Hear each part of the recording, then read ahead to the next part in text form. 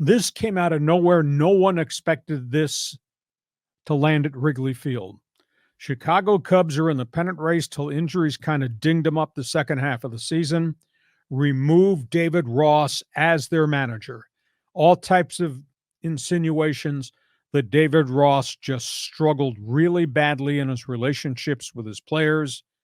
He's pushy, and it kind of blew up in his face. And, of course, he lost some pitchers with injuries, notably Marcus Stroman, Kyle Hendricks, etc. They removed him, and they hired Craig Counsell of Milwaukee. And this guy had done such a great job in his hometown for the Brewers. His contract was coming up, didn't get an extension done, asked for a window to just go talk to other people, interviewed, obviously, with Milwaukee, went to New York, met with the Mets, went to Chicago. Nobody was aware of that. Never got on the plane to come home. Craig Counsell signs a record 5-year, $40 million deal to manage the Cubs as the highest paid manager in all the history of Major League Baseball. So that was a real stunner. Then the Mets turned around when they got word in the early morning hours today before the sun came up that Counsell was going to Wrigley Field. The Mets went across the street, hired Carlos Mendoza, New York Yankee bench coach. Guy had been with the Yankees since 2009, has done all types of administrative jobs from in the dugout as a bench coach to an on-the-field coach. Prior to that, upstairs, player personnel, assistant to the general manager. So he comes with a lot of different qualifications. Cleveland, in maybe the real surprise so far, hires a guy who's got no experience as a manager and 1 year experience in Seattle as a coach, Stephen Vogt, longtime American League catcher. He goes to the Cleveland Guardians. However, he comes with a resume that says this guy, he's not even 40. This guy relates to all types of players because he's a major league catcher. He ran games, was in pennant races. He's evidently tremendously bright.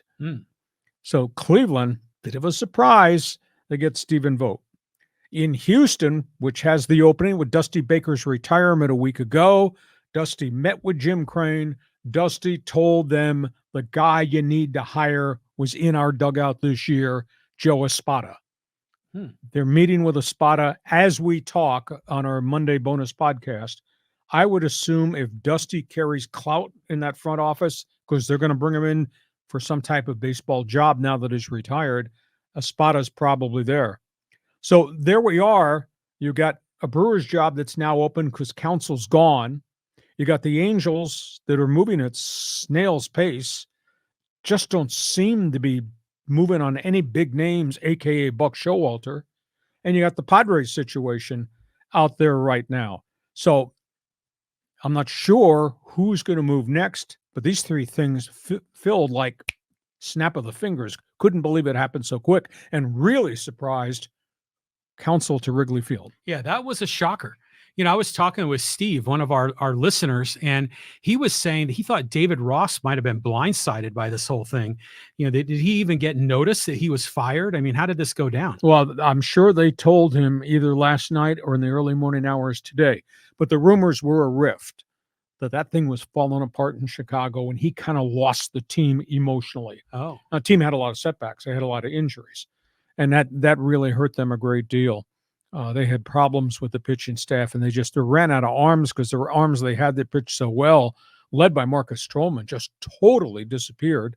And Kyle Hendricks is just not the same pitcher coming off his surgery. So there was a lot of issues in Chicago, and I'm surprised. Now, I'm led to believe Ross is going to stay with the organization. Maybe he goes into player personnel. Maybe he goes into player development, assistant general manager. I don't think it was a bitter parting, but I think that just the decision was made. We're going to make a change. We value you for what you did. We want you to stay here and continue to work in a wider variety of projects. And a guy with credentials, Craig Counsell, did more with less than I can ever imagine in Milwaukee. Well, then why would Milwaukee give him up if he's such a coveted manager, highest paid manager in the league, right? So does Milwaukee just want to do what the Padres did when they let go of Bruce Bochy, just kind of turn the page? DNP, do not pay. Ah, small budget, losing players to free agency on an almost annual basis.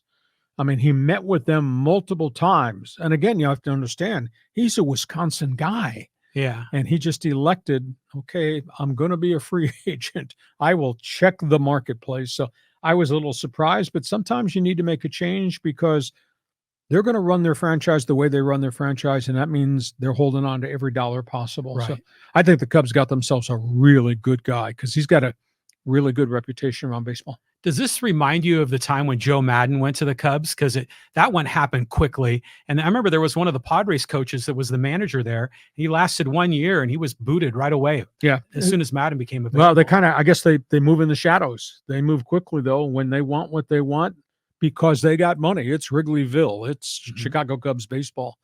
It's Tom Ricketts. And it looks like they're diving all back in now to try to fix that franchise that just kind of floundered. So you're a baseball fan, join us on Fans Forum. You got an opinion on the Padres, the Dodgers, and the still open vacant managerial jobs. We go from that